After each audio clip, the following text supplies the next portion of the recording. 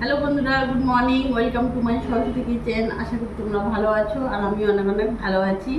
আজকে আমি চলে এসেছি রান্নায়। দেখতে পাচ্ছ ইলিশ মাছ নিয়ে আমার হাজব্যান্ড নিয়ে এসছে, গোটা নিয়েই চলে এসছে।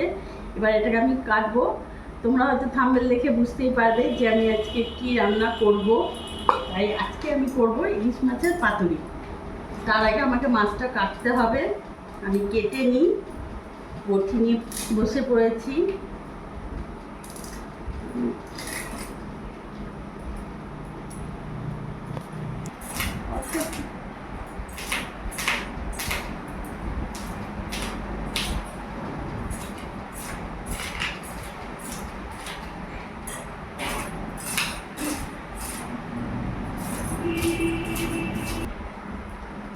আঁশগুলো আমি ভালোভাবে ছাড়িয়ে নিয়েছি। এবার আমি পিস করব।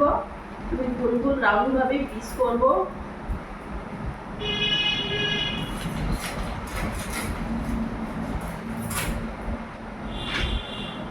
নেই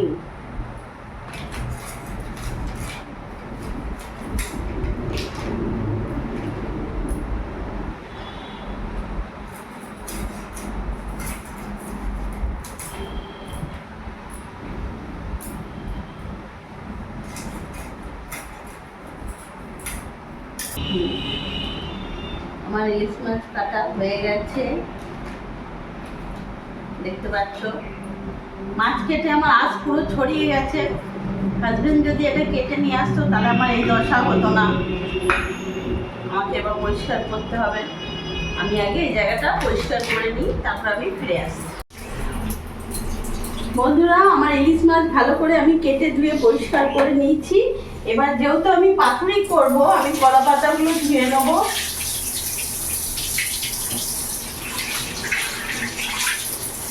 সকালেই আমার হাজব্যান্ড কলা পাতাগুলো গাছ থেকে কেটে এনেছে।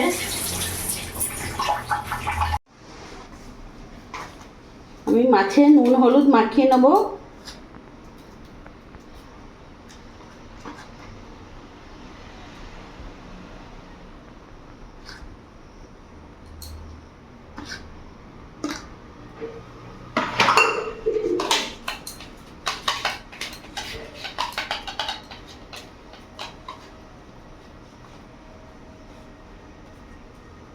মাছে আমি ভালো করে নুন হলুদ মাখিয়ে নিলাম।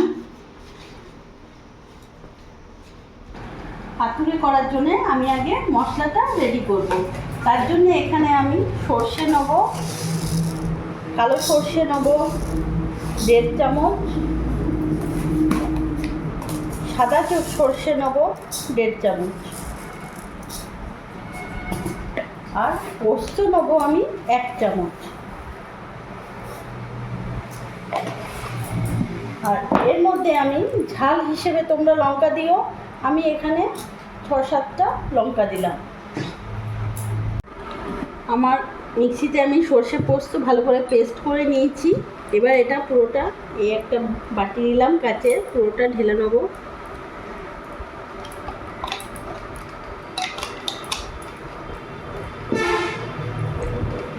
বন্ধুরা, আমি হাতেই করছি, কিছু মনে করো না। এটা আমার সুবিধে হয়। হাতটা ধুয়ে আসি। এরই মধ্যে আমি অল্প একটু নুন নেব, কারণ আমি মাছে ভালো করে নুন হলুদ মাখিয়েছি, এই জন্য সামান্য একটু নুন নিলাম। আর এখানে অল্প একটু হলুদ দিলাম।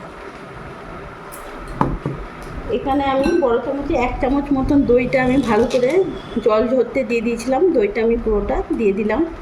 এবার ভালো করে আমি মিশিয়ে নেব।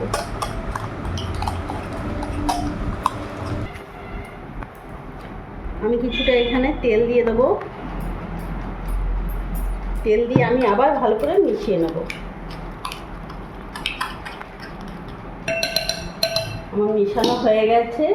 মাছগুলো আমি এখানে নুন হলুদ মাখিয়ে রেখেছিলাম। এবার মাছগুলো আমি এখানে ভালো করে সর্ষের সাথে মিশিয়ে নেব।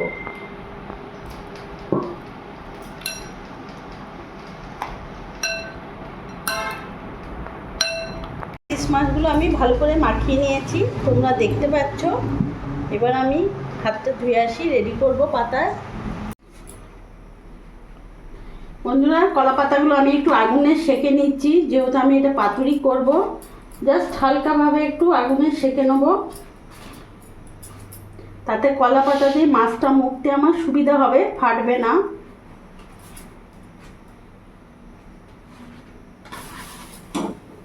একটু আগুনে জাস্ট একটু সেঁকে নেবো, নরম হয়ে যাবে। আমি এভাবে করছি, তাড়াতাড়ি হবে। দেখো আমি কলা পাতাটা সেঁকে নিয়েছি, আর কতটা নরম আর সফট হয়ে গেছে। তাতে মাছটা আমার ভাজ করতে মুড়তে কিছু অসুবিধা হবে না। এবার এখানে আমি একটু সর্ষে বাটা নিলাম, এবার একটা মাছ নিলাম আমি। এবার এর ওপর থেকে আমি একটা কাঁচা লঙ্কা দিয়ে দেবো, আর তার উপরে আমি সামান্য একটু সর্ষের তেল দেবো। ব্যাস, অল্প একটু সর্ষের তেল দিলাম। এবার আমি ভালোভাবে এটাকে মুড়ে নেব। কলা পাতাটা একটু বড় হয়ে গেছে, কেটে নেব।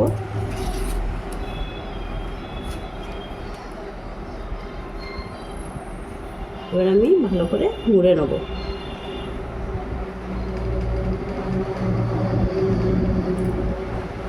দেখলে বন্ধুরা, কলা পাতা যদি তোমরা একটু আগুনে সেঁকে গরম করে নাও, তাহলে কোনো অসুবিধা হবে না, খুব সুন্দর ভাজ করা যাবে। এভাবে আমি মুড়ে নিলাম, আর একটা সুতো দিয়ে আমি ভালো করে এটা বেঁধে নেব।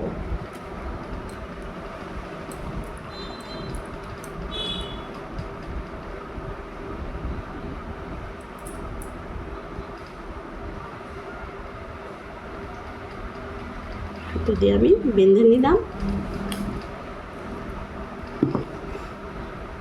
এইভাবে আমি প্রত্যেকটা করে নেব। দেখলে বন্ধুরা, আমি প্রত্যেকটা মাছ আমি কলা পাতাতে প্যাক করে নিয়েছি, ভালো করে বেঁধে নিয়েছি। এবার আমি চলে যাব। আমি রান্নাঘরে চলে এসেছি, গ্যাস ধরিয়ে দিয়েছি, কড়াই বসিয়ে দিয়েছি। কড়াইতে আমার সামান্য একটু তেল আছে, অসুবিধে নেই। আমি এর মধ্যেই কলা পাতাগুলো এক এক করে বসিয়ে দেবো।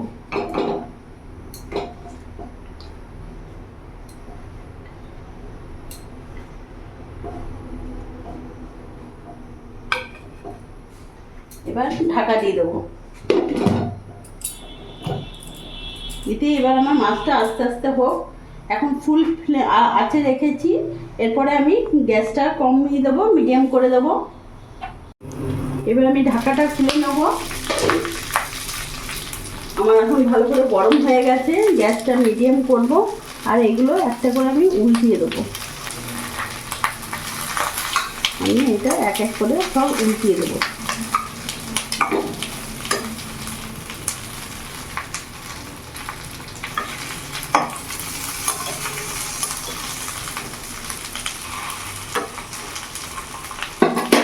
এবার মিডিয়াম রেখেছি গ্যাসটা, এবার ঢাকা দিয়ে আমি কিছুক্ষণ রাখবো। ঢাকাটা খুলে দেখবো। আমি আরেকবার করে এগুলো উল্টিয়ে দেবো।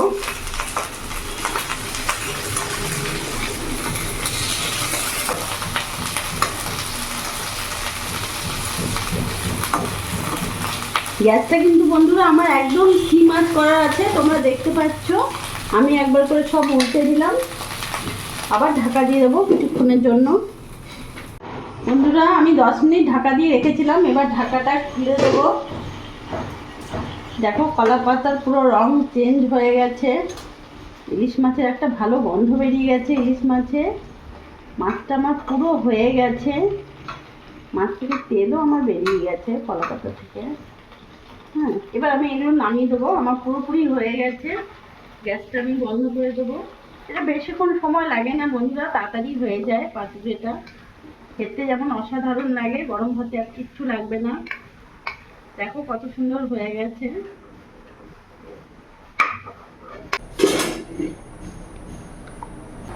দেখো বন্ধুরা, আমার একেবারে কলা পাত দিয়ে মাছের পাতুরি একদম রেডি। তাহলে এবার একবার তোমাদের কাছে আমি পাতুরিটা খুলে দেখাবো। খুবই গরম।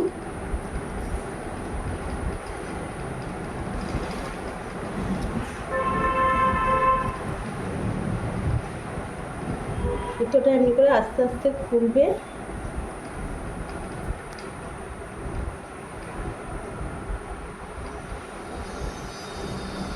দেখতে পাচ্ছ পাতুরিটা কত সুন্দর হয়েছে, তেলও ছেড়ে দিয়েছে। প্রচণ্ড গরম। আর কত সুন্দর দেখো নরম হয়েছে, একদম মাছ বেরিয়ে আসছে, ধরা যাচ্ছে না, এতটাই গরম। তাহলে দেখলে বন্ধুরা আমি কিভাবে মাছের পাতুরি করলাম, ইলিশ মাছের। তোমরা বাড়িতে এইভাবে বানিয়ে ফেলো, সত্যি খুব ভালো লাগে, গরম ভাতে আর কিচ্ছু লাগে না, আর খুব সহজভাবে বানানো যায়। আর আমার এই ভিডিওটা যদি তোমাদের ভালো লাগে প্লিজ লাইক করে পাশে থেকো, আর তোমরাও ভালো থেকো।